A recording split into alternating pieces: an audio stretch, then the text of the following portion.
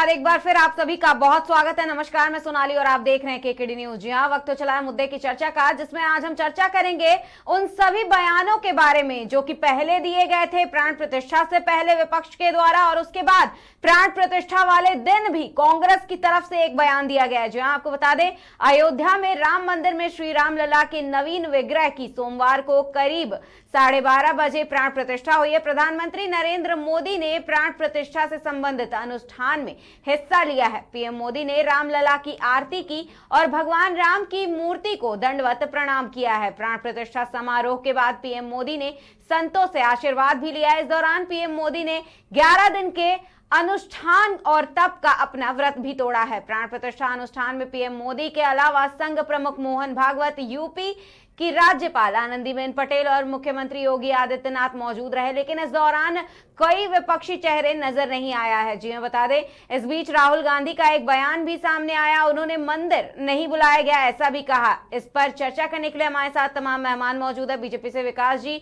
सपा से विवेक जी और कांग्रेस से दिनेश जी। आप सभी मेहमानों का मुद्दे की चर्चा में बहुत स्वागत है।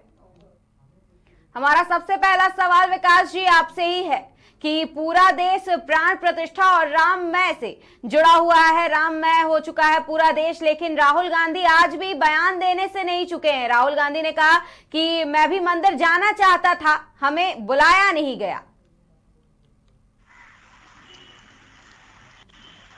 जय विकास जी।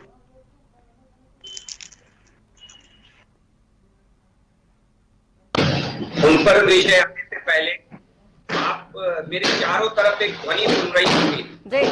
चारों तरफ पटाखों की ध्वनि आपको सुनाई दे रही होगी जी। कि पूरे देश का माहौल है, चाहे छोटे गली मोहल्ले हो, छोटे शहरों के, चाहे गांव हो, चाहे खेत हो, चाहे खलिहान हो, हर जगह, चाहे पशु हो, चाहे पक्षी हो, चाहे मानव हो, हर कोई आज हर्ष से, उल्लास से भरा हुआ है अपने प्रभु के दीदार के लिए, जो नैन पिछले कई दशकों, कई सैकड़ों वर्ष से प्रतीक्षा रखते, आज वो प्रतीक्षा पूरी हुई है। मैं किसी पर कोई टिप्पणी आज नहीं करूंगा सोनाली, मैं कहूंगा ऐं विधि सकल मनोरथ करई, आनंद उमग उमग उर भरई। तो ये है हमारे प्रभु राम। जब राम आते हैं तो पूरा चराचर जगत उमंग से भर जाता है, उमंग ही उमंग होती है चारों तरफ। जब उस सागर के दूसरे पार प्रभु राम थे तो लंका में भी एक अजीब सी बयार चली और विभीषण को भी एहसास हो गया था कि हमारे राजा राम अब आ चुके हैं हमारे निकट। तो ये है हमारे राजा राम, हमारे प्रभु राम की वो भक्ति, वो शक्ति, वो उनकी न्यायप्रियता कि जो दुनिया में हर जगह, हर चराचर विश्व को अपनी ओर आकर्षित करती है, अपनी ओर लेकर के आती है। सोनाली जी, आज सबरी के राम आए हैं, आज निषाद राज के मित्र राजा राम आए हैं, आज अंगद के स्वामी प्रभु राम आए हैं, आज अहिल्या के मुक्तिदाता प्रभु राम आए हैं, आज केवट के राजा राम आए हैं, आज उस गिलहरी के स्वामी प्रभु श्री राम आए हैं, और हम सब के चराचर जगत के स्वामी, इस विश्व के कल्याण के मार्ग प्रभु श्री राम आज आए हैं। ये बड़ा उमंग का विषय है और मुझे लगता है कि इसमें इस तरीके की बातें करना राहुल गांधी जी के लिए शोभा नहीं देता। कम से कम जिस देश में रहते हैं, कहते हैं कि जिस थाली में खा रहे हैं उस थाली में छेद नहीं करना चाहिए। तो राहुल गांधी से मेरा इतना ही आग्रह है कि सुमंगल हो उनका, कल्याण हो उनका, प्रभु कल्याण करें उनका, उन्हें सद्बुद्धि दे और सद्मार्ग दें। और मैं यही आग्रह करूंगा अपने प्रभु राम से कि आज के दिन सबको माफी दे। विवेक जी, आपने सारी बातें सुनी विकास जी की, राहुल गांधी ने क्या कुछ कहा ये भी आपको पता होगा, जवाब दीजिएगा विवेक जी। भारतवर्ष के लिए एक गौरव का विषय है, क्योंकि इस देश के साधु संतों और कई राजनीतिक दलों के मंतव्यों को आज पूरी तरह से सार्थकता के साथ, भारत की भावनाओं के साथ, सांस्कृतिक विरासत को अवतरित होने पक्ष में तो पूरे देशवासियों को मैं शुभकामनाएं दूंगा। लेकिन चूंकि पहले होता यह था कि लंबे समय के बाद जब राजा प्रतीक्षारत होते थे, जब आते थे वो लौट करके अपने राज्य में, तो उसके बाद वो समीक्षा करते थे। तो मुझे लगता है कि अभी हमारे मित्र ने, विकास पांडे भाई ने बहुत अच्छी बात कही। सबरी के राम आए हैं, केवट के आए हैं, निषाद के आए हैं, सबका नाम इन्होंने बताया, गिलहरी के आए हैं, सबकी बिल्कुल जायज बात है, सभी के नाम है। लेकिन जब राम, प्रभु श्री राम दरबार में बैठ कर समीक्षा करना शुरू करेंगे और देखेंगे कि सबरी, केवट, मल्ला, निषाद के बच्चों की 69,000 शिक्षक भर्ती में उनके वंशजों के साथ अन्याय हुआ है, तो मुझे लगता है तब उस पे वास्तव में प्रभु श्री राम का फैसला आएगा और उस फैसले का हम सब इंतजार कर रहे हैं। मुझे लगता है कि जब गिलहरी की बात होगी तो गोवंशों की बात आएगी कि किस तरह से गोवंश उत्तर प्रदेश की जमीन पे तड़प तड़प कर मरने को मजबूर है। कोटा का अभी एक प्रकरण आया, 117 गायों ने दम तोड़ दिया। तो मुझे लगता है कि बिल्कुल प्रभु श्री राम पूछेंगे कि उत्तर प्रदेश और इस देश की धरती में जहां राम की बात होगी, जहां राम राज्य की बात होगी, वहां पे गो वंशों के साथ इस तरह से कुत्ते नोच रहे हैं, इस तरह के दृश्य देखने के बाद राम की पीड़ा किस तरीके से अभिव्यक्त होगी, उसके न्याय का भी हम इंतजार कर रहे हैं। और सबसे बड़ी बात, कल इतना पावन, आज इतना पावन दिन, कल से पूरी तरह से भक्तिमय था, पूरा देश भक्तिमय था, लेकिन उत्तर प्रदेश फिर कलंकित कर दिया इन्होंने। प्रभु श्री राम इसकी भी समीक्षा करेंगे। यूपी सीटीईटी की परीक्षाओं के पर्चे लीक हो गए, कम से कम एक पर्चा तो बचा लेते। ऐसे पावन दिन प्रभु श्री राम को बताने के लिए अपने उत्तम कार्यों का एक बचत खाते में तो कुछ रखते कि हाँ, अभ्यर्थियों के साथ, युवाओं के साथ उनको न्याय देने के लिए, उनको रोजगार देने के लिए यूपी सीटीईटी का पर्चा हमने लीक नहीं होने दिया। ये कम से कम हमारे उत्तम कार्य थे। लेकिन उस पर्चे को भी लीक कर दिया गया, प्रयागराज के किसी सेंटर से वो पर्चा लीक हुआ। और सबसे बड़ी बात है, अभ्यर्थियों के भविष्य के साथ फिर एक बार खिलवाड़ हो गया। तो प्रभु श्री राम इन सभी बातों की समीक्षा करेंगे और पूरे देशवासियों को मैं बधाई देता हूं। जो नहीं गए वो भी जाएं, जो गए उनके लिए सौभाग्य का दिन था। और लेकिन कुछ सवाल इस पे जरूर आएगा। देखिए शुभांगी जी, बहुत अच्छा आपने सवाल उठाया कि राहुल जी के बयान, भाई हम तो स्थिति स्पष्ट कर चुके हैं कि सब परिवार जाएंगे, लेकिन इस राजनीतिक कार्यक्रम के समाप्त होने के बाद जाएंगे। लेकिन मुझे आज बड़ा अचंभा हुआ देख करके, क्या आप मुझे स्पष्ट कीजिएगा, मुझे इसका ज्ञात नहीं, मैं पूछना चाहता हूं, क्या आदरणीय ब्रिजभूषण शरण सिंह जी जो वहां के सांसद भी हैं और लगातार वो साधु संतों की सेवा में रहते हैं, उनकी उपस्थिति ना दिखाई देना, मुझे लगता है ये भी एक अचंभित बात थी, ये भी कयास थी। क्योंकि मुझे लगता है कि भाजपा लगातार उनके भविष्य को समाप्त करने की दिशा में सक्रिय है, कार्य कर रही है। तो मुझे लगता है ये भी एक निंदनीय बात थी। लाल कृष्ण आडवाणी जी जिन्होंने रथ यात्रा निकाली, चूंकि उनकी कयास, उनके लिए तो संपत राय भी बोल चुके थे वो ना आए। तो मुझे लगता है कि ऐसे कई माननीय जो कि आंदोलन से जुड़े रहे, उनका वहां पे ना होना भी एक कष्टकारी था। इसकी समीक्षा भी भगवान राम करेंगे जरूर कि भाई जिन लोगों ने आंदोलन की शुरुआत की, जिन लोगों ने आंदोलन के रथ को शुरू किया, खींचा, ले जाया गया पकड़ के, क्योंकि सुब्रमण्यम स्वामी जी का तो बयान यह आया है कि भाई मोदी जी का उसमें कोई योगदान नहीं था, लेकिन जिन लोगों का योगदान था उनको दरकिनार करके केवल अपने खास विशेष लोगों को बुला करके इस तरह के कार्यक्रम करना। सबसे मुख्य बात, मुख्य यजमान मिश्रा जी जो सपत्नी में बैठे थे, लगातार जो पूजा अर्चना कर रहे थे, आज गर्भगृह में उनकी उपस्थिति का न दिखाई देना भी धर्मशास्त्र पे के नियमों पे प्रश्न चिन्ह खड़ा करता है कि ये जो कार्यक्रम क्रियान्वित किया गया, क्या इसमें धर्म के नियमों की अवहेलना हुई है? क्योंकि मुख्य यजमान तो वो थे, तो मुझे लगता है कि जो प्राण प्रतिष्ठा का कार्यक्रम था गर्भगृह में उनका होना आवश्यक। तो कुछ सवाल भी है, लेकिन चूंकि एक तो इन सारे सवालों का जवाब देंगे विकास जी। विकास जी जवाब समीक्षा करेंगे। बिल्कुल, राजा राम लौट के आए हैं। राजा जी विवेक जी, आपने सवाल पूछे हैं तो जवाब जरूर मिलेगा। विकास जी जवाब दीजिएगा विवेक जी के सवालों का। तमाम सवाल पूछ डाले हैं उन्होंने।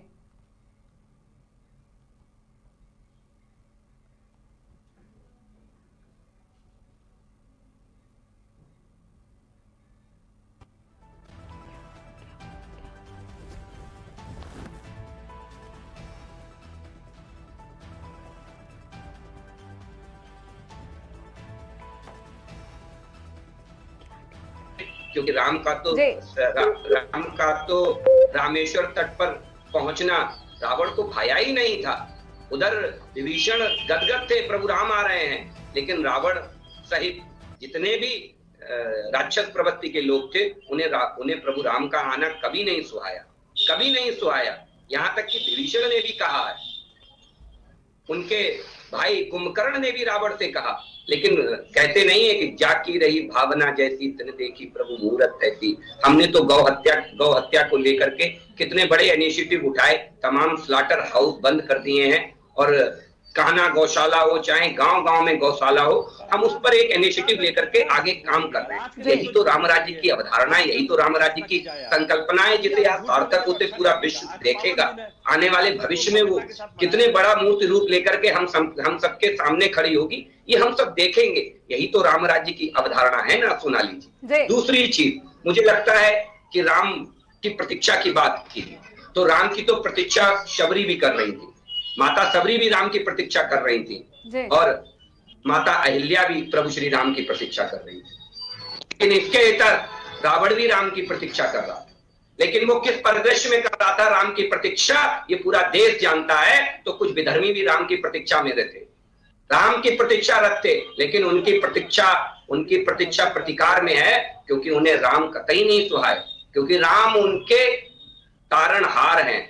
चाहे वो तारणा अहिल्या के रूप में अहिल्या को मिली और सबरी के रूप में माता सबरी को मिली, और चाहे रावण को उसके कृत्य के रूप में तारणा मिली। तो ये तारण है, रावण प्रभु राम तारणहार है, तो वो सबको तार देंगे। चाहे वो कोई भी व्यक्तियों में किसी का नाम आज नहीं लूंगा, चाहे कितना भी विवेक भाई राजनीति कर ले, क्योंकि मेरे लिए राजनीति का विषय है ही नहीं, ना कल था, ना आज है, और ना भविष्य में होगा। ये हर सनातनी के लिए विशुद्ध रूप से आस्था का विषय है। पार्टी आज है इस देश में, जाने कितनी आजादी के बाद ही तो पार्टियां बनी है सोनाली। क्या पार्टियां पहले थी? नहीं थी, पहले हम थे, हमारा सनातन था, हमारे प्रभु राम थे। तो आज मैं विशुद्ध रूप से विवेक भाई से कुछ नहीं कहूंगा। विवेक भाई को जितनी राजनीति करनी है, उनकी राजनीति उन्हें मुबारक, हमारे राम हमें मुबारक। विवेक जी, आपको आपका जवाब मिल गया होगा। आज कोई राजनीति नहीं की जाएगी, केवल राम का नाम लेंगे। मैंने तो विकास जी से आज कोई सवाल ही नहीं पूछा था। मैंने तो ये सवाल छोड़े थे प्रभु श्री राम के लिए, क्योंकि सालों बाद उनका आगमन हुआ है, और राजा जब लौट के आते थे, पहले भी शास्त्रों में भी उल्लेखित है, राजा जब लौट के आते थे तो समीक्षा करते थे प्रजा के उत्तम कार्यों को लेकर के। तो ये सवाल तो आज प्रभु श्री राम के लिए छोड़ा गया था। ये तो विकास जी का इस सवाल से कोई लेना देना ही नहीं था, क्योंकि विकास भाई ने अपना पक्ष रखा कि इन्होंने गोवंशों के लिए अच्छे कार्य किए। भाई विकास भाई ये बताना भूल गए कि कोई स्लॉटर हाउस बंद नहीं हुआ, बल्कि स्लॉटर हाउसों से चंदे लिए हैं भाजपा ने।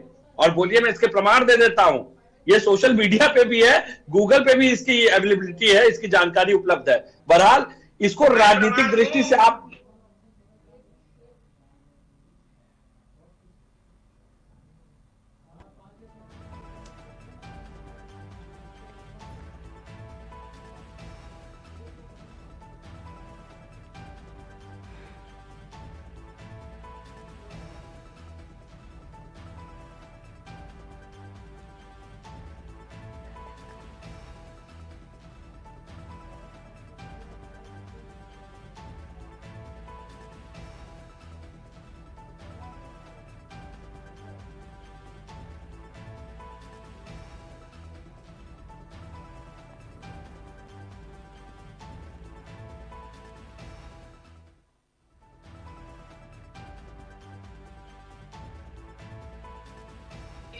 राजनीति कर रहे हैं, हम राम की नीति पर राजनीति आ रही है।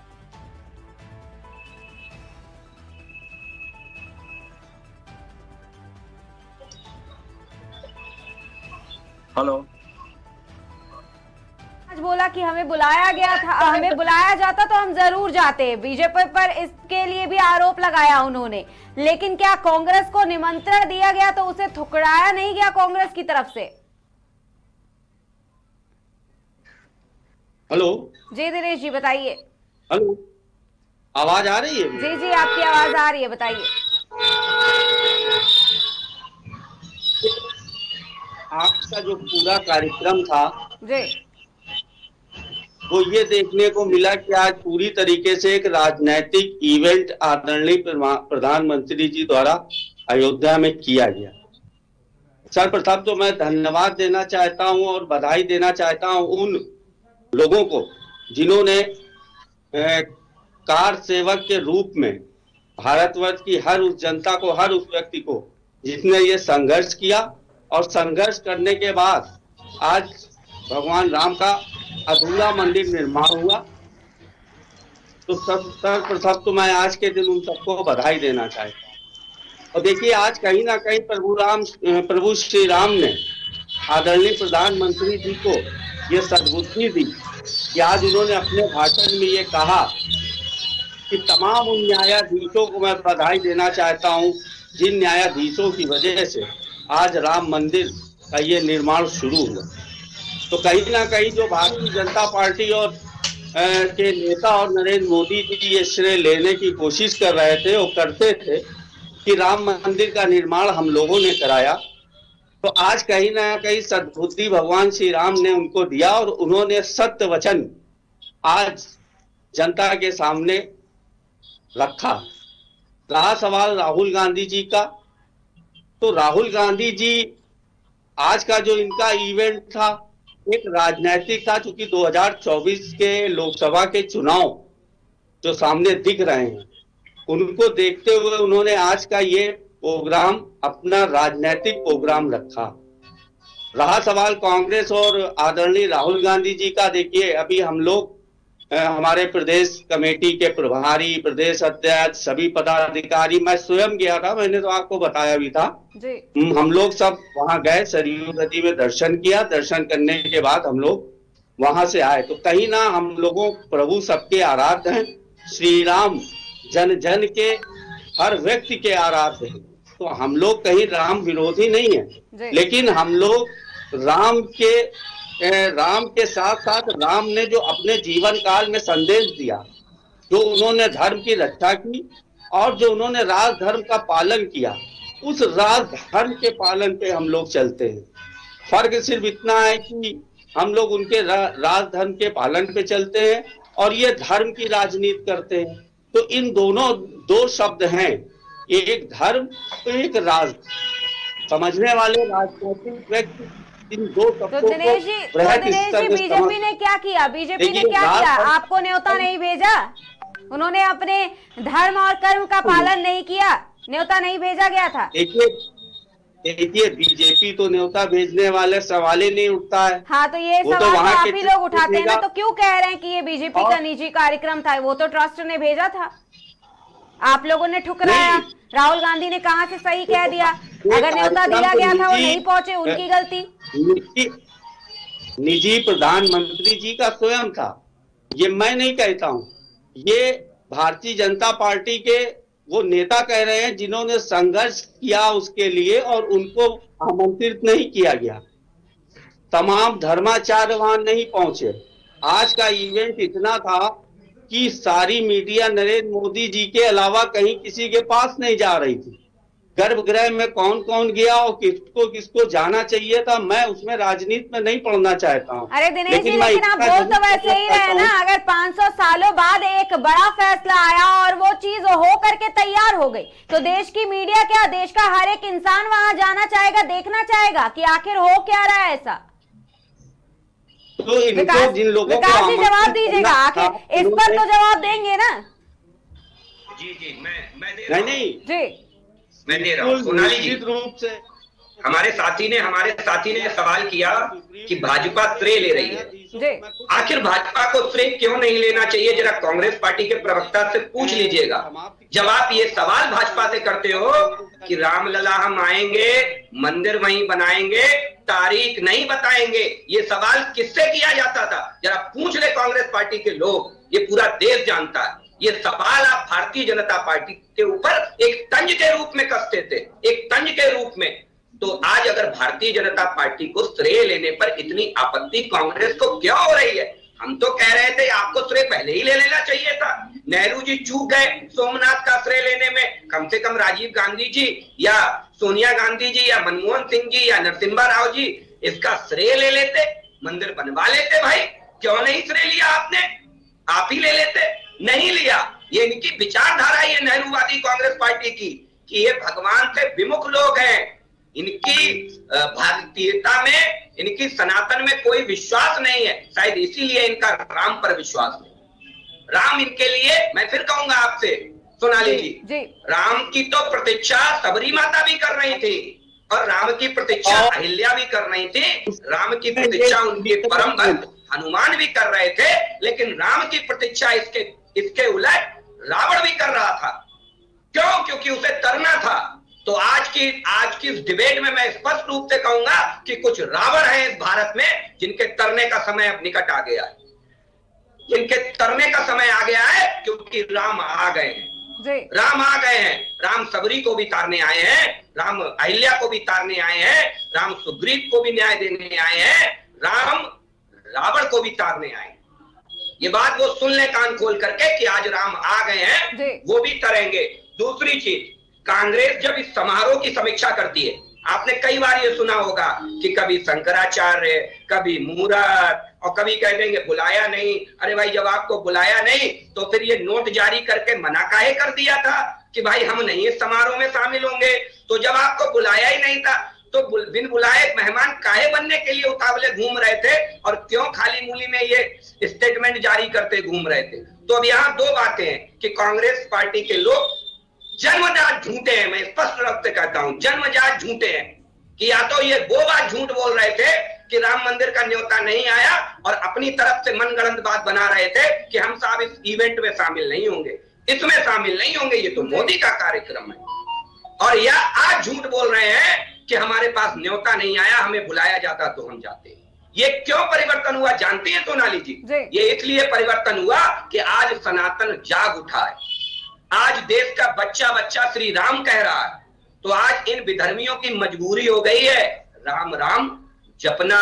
अब इन्हें पश्चाताप भी हो रहा है कि हम क्यों नहीं गए, हाय वो कृपा प्रभु की हम पर क्यों नहीं हुई। तो विधर्मियों को तो देनी ही नहीं थी, इसीलिए प्रभु ने मति भी वैसी कर दी इनकी, सोनाली जी इनकी मत भी कर दी। और इनसे कहिएगा जब आप आपके सारे सवालों का जवाब दे दिया है सोनाली जी, जब उस कार्यक्रम की ये समीक्षा कर रहे हैं तो इन्हें इस बात की भी समीक्षा करनी चाहिए कि आखिर इतने वर्ष क्यों लग गए प्रभु को आने में। इस बात का जवाब भी कांग्रेस के लोगों को खोजना चाहिए। विवेक जी, आप जवाब दीजिएगा। विकास जी का जो प्रश्न है उसमें दो चीजें मैं स्पष्ट करूं जरा, क्योंकि चूंकि ये कांग्रेस को करना चाहिए, लेकिन चूंकि मैं विधिक व्यवसाय से संबंध रखता हूं, एक अधिवक्ता भी हूं, तो मैं इसको स्पष्ट कर दूं जरा। जब मामला न्यायालय में विचाराधीन था और जब तक जजमेंट नहीं आया तब तक तो मंदिर कांग्रेस या भाजपा कोई भी दल होता वो नहीं बना पाता, क्योंकि मामला जो था सब जुडिस था। और इस मामले को एक लंबे समय तक विधिक रूप से लड़ाई लड़ी, उसमें भाजपा का भी कोई योगदान नहीं है। सुब्रमण्यम स्वामी भी स्वीकार कर चुके कि चूंकि भाजपा इसमें कोई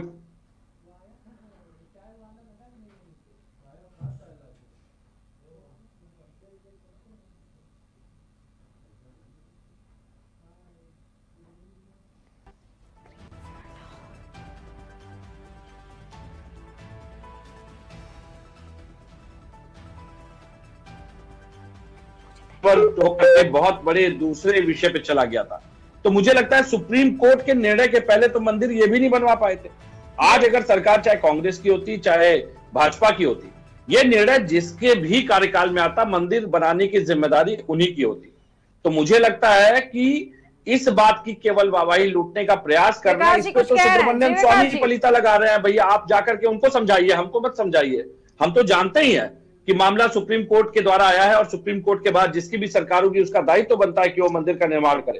तो मुझे लगता है इस पे बहुत ज्यादा वाहवाही लेने से अच्छी बात यह है कि जो अभी सबरी केवट मल्ला की बार बार बात आ रही है, मैं तो बार बार एक ही सवाल उठाऊंगा। 69,000 शिक्षक भर्ती के वंशज इन्हीं के तो वंशज हैं, सबरी केवट मल्ला निषाद। भाई उनके वंशजों के साथ जो कृत्य किया जा रहा है, क्या भगवान श्री राम प्रभु श्री राम इस कृत्य को स्वीकार कर लेंगे? 6400 सीटों पे उनका समायोजन कोर्ट के आदेश के बाद भी नहीं किया जा रहा है। तो मैं तो ये कहूंगा, क्या इसको न्याय मानते हैं? भगवान श्री राम मानेंगे? मैं तो ये सारे सवाल आज प्रभु के लिए छोड़ रहा हूं, क्योंकि इसमें न विकास जी कुछ कर सकते हैं, न कांग्रेस के प्रवक्ता कुछ कर सकते हैं, न मैं कुछ कर सकता हूं। भाई हम विपक्ष के नाते हम सवाल उठाएंगे, सत्ता दल को कार्य करना, सत्ता दल चूंकि इवेंट में भी व्यस्त सवालों का, ये पहली बार सवाल तो उठ नहीं रहा है। ये सवाल तो हम लंबे समय से उठा रहे हैं। ये लड़ाई रामायण के पात्रों का उदाहरण दिया जाता है, उनके वंशजों पे कुठाराघात तो लंबे समय से हो रहा है, और उसके हक की लड़ाई अगर आज हक के न्याय की बात हो रही है तो ये बहुत अच्छी बात है कि आज राम आ गए, प्रभु श्री राम आ गए, अपने राज्य को लौट आए हैं। और मुझे लगता है इस बार जरूर न्याय होगा और उस न्याय की प्रतीक्षा में हम सभी बैठे हैं। और उस न्याय का स्वागत भाजपा भी करेगी, कांग्रेस भी करेगी। विकास जी लगातार बोल रहे हैं, विकास जी बताइए।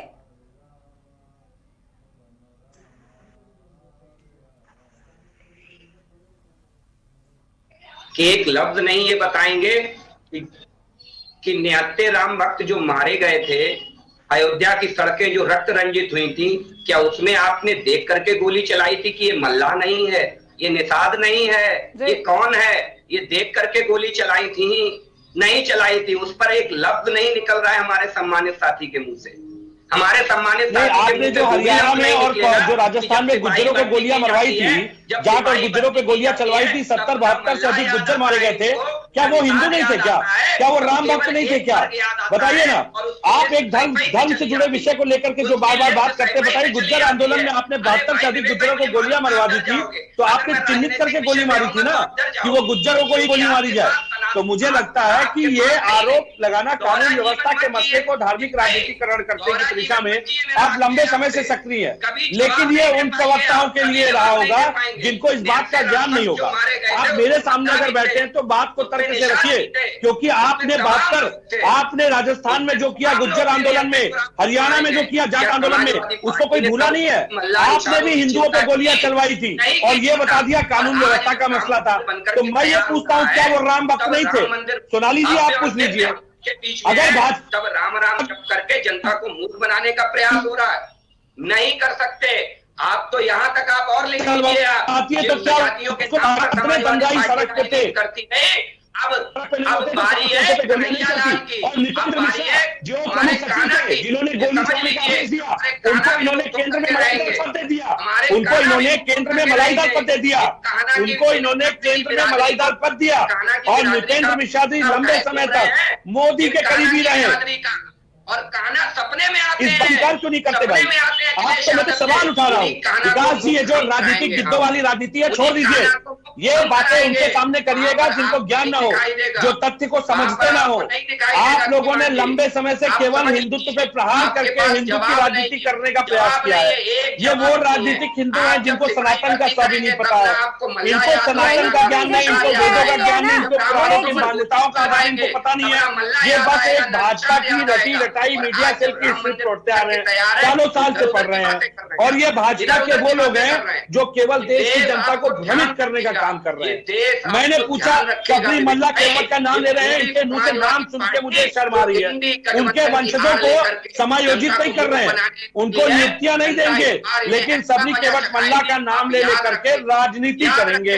अब ये बताइए, एक तरफ तो इनको बाबरी से नफरत है, दूसरी तरफ ये मोदी मुस्लिम भाईजान करते हैं। तो मैं तो ये सवाल उठा रहा हूँ, ये कैसा राजनीतिक शिष्टाचार है? किसकी राजनीति? इतने कंफ्यूज है ये लोग कि इनको बस सरकार बनानी है, चाहे वो दलालों के माध्यम से बने, बिचौलियों के माध्यम से बने, गिरा के बने, चाहे जनादेश को लूट करके बने। प्रभु आपको भी माफ करें, प्रभु आपको भी माफ करें। आज मैं फिर प्रभु से यही प्रार्थना करूंगा कि प्रभु किसको माफ करेंगे? प्रभु के ठेकेदार आप नहीं है, प्रभु के ठेकेदार आप नहीं है। अगर आप राम को पूजते हैं तो मैं राम जिसको पूजते थे मैं उस काली का भक्त हूँ। क्या बात करेंगे आप प्रभु के ठेकेदार हैं क्या?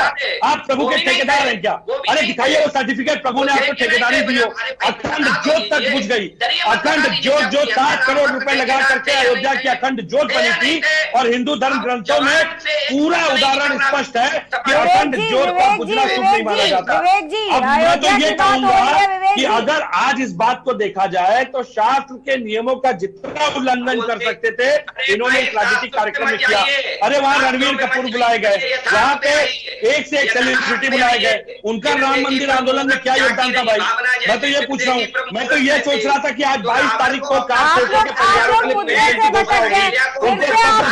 जाएगा, उनके लिए योजनाएं लाई जाएंगी, लेकिन ये राजनीतिक गिद्धों का 1300 करोड़ का। विकास जी और विवेक जी आप लोग मुद्दे से ही भटक जाते हैं हमेशा।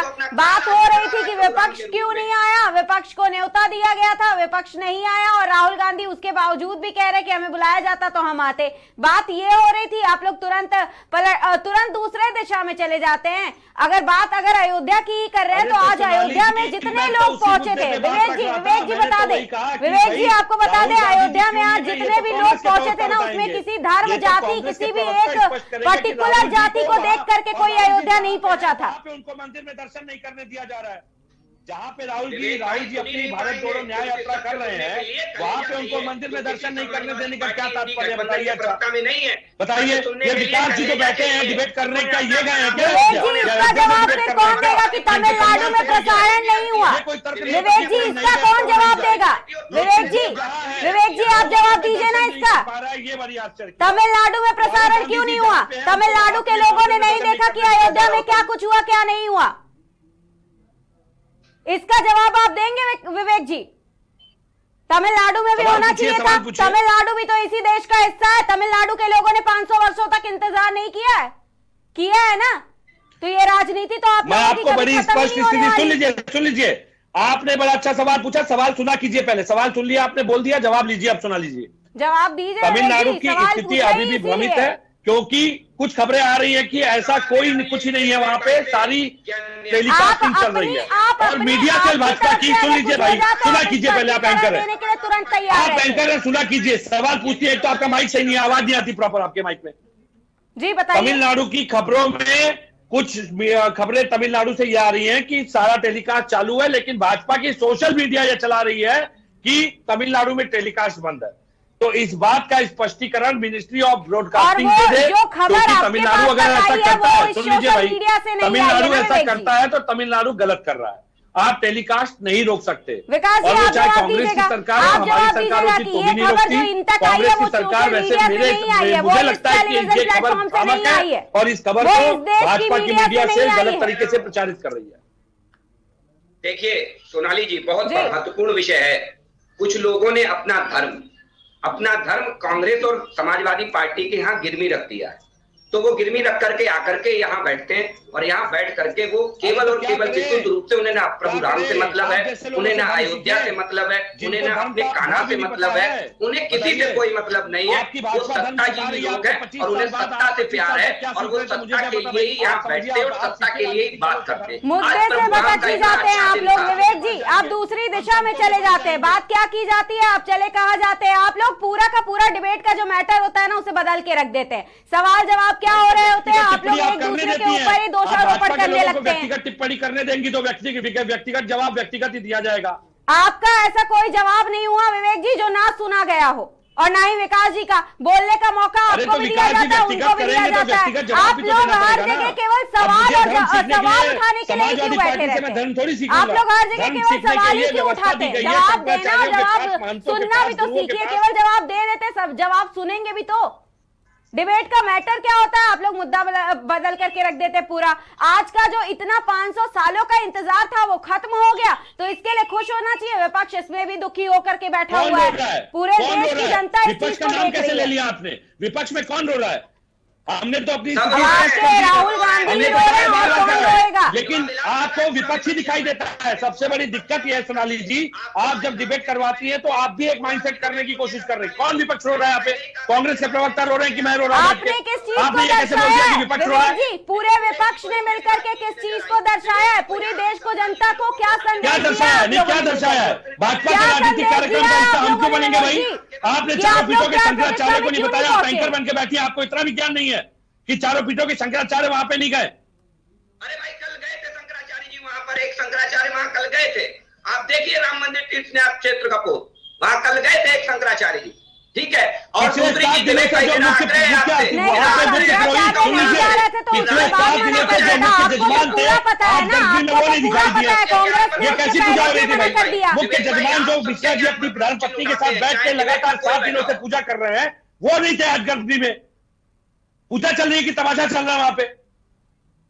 विकास जी ब्राह्मण क्या उनको नहीं पता है क्या कि मुख्य जजमान का क्या महत्व होता है और मुख्य जजमान का क्या कार्य होता है? प्राण प्रतिष्ठा के कार्यक्रम में मुख्य जजमान गर्मी में नहीं दिखाई देता है, इसका क्या मतलब होता है भाई? केवल ये जो भाषा है ना आप लोगों का, ड्रामा तमाशा। पार्टी के प्रवक्ता की नजर में वो आयोजन एक तमाशा है। आप देखिए ये बड़ा स्टेटमेंट दे रहे हैं। यही बताने जा रहे थे। एक तो मीडिया के ऊपर हमेशा सवाल जवाब किया करते हैं, वो तो चलिए ठीक है। नहीं, मीडिया पे सवाल इसलिए उठते हैं क्योंकि यहाँ पे रो नहीं रहा है, मीडिया गलत बताती है कि रो रहा है। कौन रो रहा है? नहीं, कौन रो रहा है? तमाशा, ड्रामा, आपने ये बात कैसे कह दी कि विपक्ष रो रहा है? शब्दों का मतलब ढंग से पता होता है। जिनको आप यहाँ बैठ करके जिस चीज को दर्शा रहे हैं ना, वो इस देश की जनता नहीं, तो मैं आपके एजेंडे में हाँ मिलाने के लिए नहीं बैठा हूँ ना। मैं आपके एजेंडे में हाँ नहीं मिलाऊंगा। आपने ये कैसे कह दिया कि विपक्ष रोक? आपको बोलने का मौका नहीं दिया जाता है क्या? आपको बोलने का मौका नहीं दिया जाता है क्या? आप सवाल जवाब नहीं करते हैं क्या? तो विपक्ष रोना नहीं। अरे तो आप सवाल पूछिए, हम तो जवाब देने के लिए नहीं रो रहे हैं आप लोग। कांग्रेस के मुद्दे पे आपने इतनी देर से मुझसे सवाल पूछा, कांग्रेस के प्रवक्ता शांति से बैठे हैं। कैसी बात आप करते हैं? क्या राहुल गांधी जब विपक्ष के नेता नहीं है, जब आकर के ऐसा विधवा विलाप करेंगे राहुल गांधी? नहीं, एक मिनट विकास जी, आपसे सीखने की आवश्यकता नहीं। मैं बोल रहा हूँ कि कांग्रेस के मुद्दे पे समाजवादी पार्टी से सवाल क्यों पूछ रही है आप बार बार? अरे यही बात है, विपक्ष लगातार जो आप लोगों की नियति है जब कांग्रेस के प्रवक्ता यहाँ उपलब्ध है बात कर लेते तो हैं, उनको आपने बिठाया क्यों? ये बताइए। वो बेचारे इंतजार कर रहे हैं कि मुझे मौका मिलेगा। आप समाजवादी, या तो समाजवादी पार्टी वर्सेस भाजपा करवा लीजिए।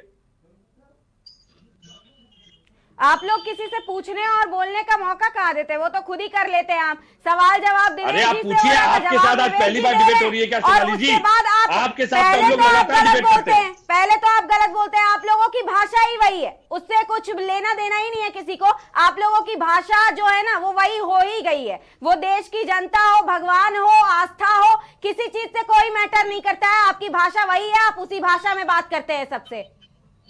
आप सभी मेहमानों का फिलहाल के लिए बहुत बहुत धन्यवाद। मुद्दे से ना भटका करिए, सबसे पहली बात तो यही है। बता दें पीएम मोदी करीब 11:30 बजे राम मंदिर पहुंचे।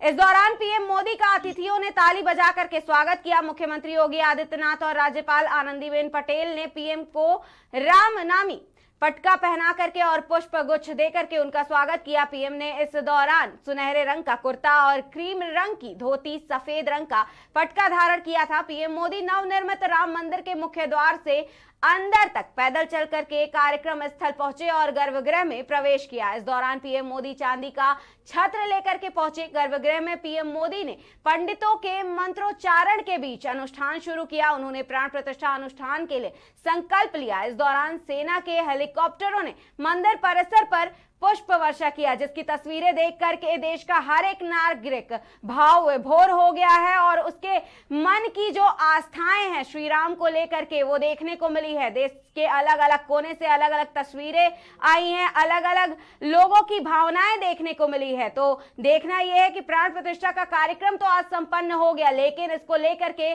कितनी राजनीति होती है और किस तरह के बयानबाजी होते हैं। फिलहाल के लिए नमस्कार, देखते रहिए केकेडी न्यूज।